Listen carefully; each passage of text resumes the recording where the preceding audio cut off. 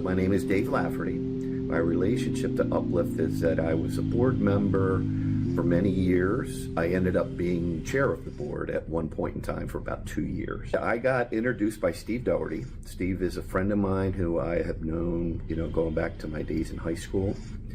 And he had gotten involved through essentially a tragedy in his life and his wife's life.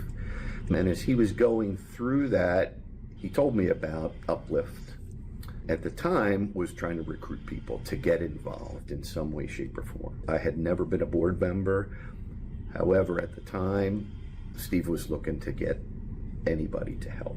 And if he was willing to do this work, motivated me, kind of lit something in me that, why shouldn't I be doing something like that to help? The first milestone that I recall was more on the business end of things. When I started, I believe the whole budget was maybe $250,000. So I didn't have any real frame of reference for what that meant until I got involved. And then the first time I remember when our budget got to be $500,000, I was like, wow, we're improving, we're doing it. And then it eventually got to $1 million. We hired Darcy Walker-Krause to just see what she actually did when she was here. And obviously had a very big connection to the mission, but was also very smart. She was a doer, really kind of propelled the organization, forward.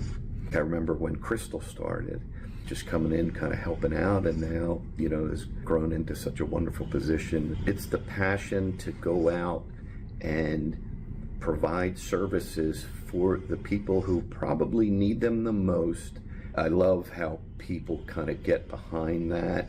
A lot of people, me included as board members, never really know the kids at all who are getting these services, but, so people willing to do work for people they may never even meet in order to make sure that they get the help that they need so that they can live a productive life and not fall into some of the traps that come with not dealing with grief in the proper way.